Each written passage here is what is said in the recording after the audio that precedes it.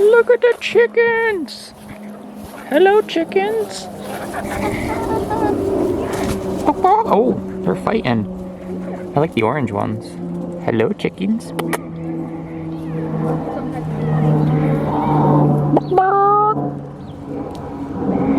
It doesn't eat grass, Bella. My chickens do. Alright, you guys, welcome back to the channel. Hope you're having a great day. Now, today we are finally going to be installing the new lift shocks onto Penny. Now, I've been waiting to install them for so long. I've had them for like a week and a half, 2 weeks maybe. We're going to be installing some Bilstein 5100s, some super nice shocks. I think they're 4 to 5 inches of lift, I do believe. Something like that. The reason we've been waiting so long is because I've been wanting to get some adjustable bump stops. And I finally got them. Now these are going to be going up in the front. And it's going to make it so that I can lift the front up to be even with the back. Now I bought these springs along with these leaf springs on Marketplace. And I souped them up. I painted those, got those powder coated. And the front leans forward and it's a little bit less lift than the rear, so I want to be able to lift it up so it's nice and even and it's not squatted to the front or the back. And the adjustable bump stops are going to be able to do that. Plus they're a lot nicer for off-roading, so we're going to get to installing them. We are going to have to take these shocks and this spring back out. I put one of the shocks in to test fit it. Super nice. So we're going to get this unbolted from the bottom here. Get the spring unbolted from the bottom here as well. Take this out, and then we're going to start to put the first one in. All right, so we got the spring out. The shock is dislocated. It looks like my stock bump stop blew a hole through the plate that's supposed to be here. So that's kind of a problem. We're going to not worry too much about that right now. But we are going to worry about getting this rubber grommet piece off. It's probably seized down there, so let me see if I can pry it off. Alright, a rubber grommet piece is now off. We're going to put that to the side. I'm going to keep that just in case I ever need one, because those are known for like deteriorating. And then your spring doesn't sit properly up against the body here. But next we are going to figure out how we're going to be installing these, because these are an Amazon knockoff version of the JKS adjustable bump stops. And these don't come with any instructions. So let me look at these real quick and see if I can figure out how to put these together. Alright, so I'm jumping the gun a little bit and starting to do stuff already, but I have these set up how I believe they are set up, and they're cut into a couple of different pieces. So there's a screw, or a bolt, that's going to be what's bolting it onto the actual car, which I'll show you in a minute. You have the rubber bump stop, which is the actual portion of it that's going to be stopping. You have a little billet metal circle piece. You have your rubber isolator ring, I think that's what this is called, and then your actual bump stop itself, which can swivel, and then there's a nut in there. That's what's going to be the adjustable portion of it. Now, this is how it goes back together. So you have that there, this here, and then your bolt goes through it all. Now, you're going to need to tap the hole. This is for the 99 plus, I believe. For anything other than that, I think the whole thing comes apart, and then there's already a bolt, and like it's completely different. So if you have a 2000 or a 2001 XJ, this is how you're going to be doing it.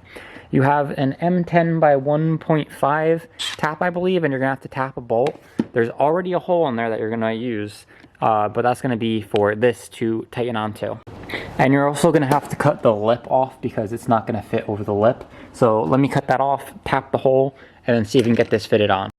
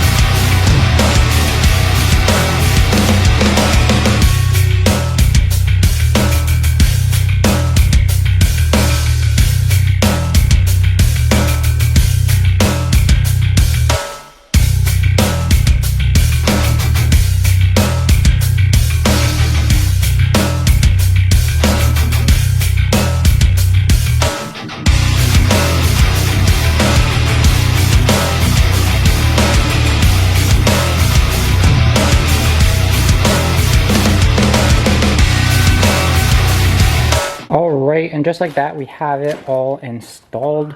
Now, as you can see, it is pushing up towards the front of the spring, and that is because I need to get my, and also closer to the outside. The outside portion is because of the track bar. I still have a very much stock track bar on here. I want to get a full cab fab steering system, 1-ton steering system. So that issue will be fixed with that, and then the rest is just caster. That's why it's so that's why it's pushed so forward up, and that's going to be getting fixed once it gets in alignment, because I just put the new long arms on, and it obviously still needs to be aligned. So it will be in the middle, straight up and down, but it looks super freaking good. I'm going to have them adjust the up and down when they do the alignment, so I don't have to worry about that. But I do still need, or no, I did. I put the bolt back in. The bolt is in the back here, and it looks really freaking good. So we have to do the same thing on the other side, and then we got to figure out the rear shocks. All right, so the second side was a lot harder for some reason, but I got it all in. It's all finished. I do need to tighten the top bolt. That's going to take a minute because I can't just impact it on because the master cylinder is in the way of the bolt. So I'm going to have to hand do that, which sucks. But it is in. This one's a lot more center than the other side. But as you can see, it's pushing towards the opposite side since the track bar is pushing that way. So we're going to have to get a whole new steering system and then the alignment, like I said. But now it's time to jump onto the rears. And the rears are going to be a little bit tricky because 2 bolts broke. And that is, I was planning on that happening anyway, because that's what always happens with the shocks in the rear, because they bolt up and then they get really rusty and they're small. So they crack or break when you try to take them out. So some genius invented these things, and I'm going to show you what they do, but they pretty much slide in over the top, and then you put a bolt in between. So let me get back there, and I'll try my hardest to show you what we're doing. All right, so as you can see, I don't know if you're, yeah, you can see that bolt right there broke. So we are going to drill that hole out, and then that black fork looking thing goes up over and aligns over the 2 holes. All right, so I got them both in, not the way I wanted to. Now, they're bolted in on the top with only 1 bolt right now. I need to go out, get some smaller drill bits, and we're gonna have to tap that bolt out or extract it with an extractor. I have the extractors, I don't have a small enough drill bit, so that'll have to be saved for another day. But if you look under here, they're both in, and they look real freaking good. And super excited to see how these shocks feel compared to my old blown out shocks. Paired along with the new leaf springs in the front end, and it's going to be like driving a completely new Jeep. But since we're putting so much new stuff on and fixing so many things, there's also going to be like so many things that I have to look out for, and so many new like problems and like things that could happen. But I'm super excited to finally have this done.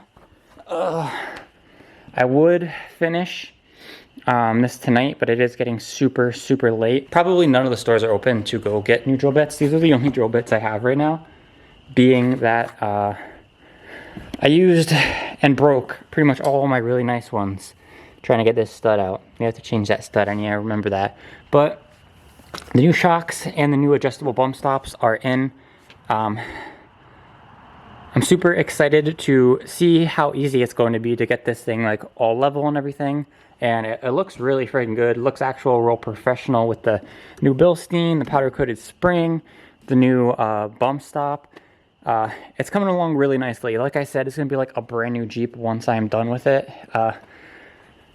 So if you did enjoy this video, we are trying to hit 10,000 subscribers by the end of the year. Hit that subscribe button, support me in finally getting this thing back on the road. If you ever want to see this thing out on trails again, that's going to be such a good feeling. The first off-road adventure with this once it's all fixed and everything.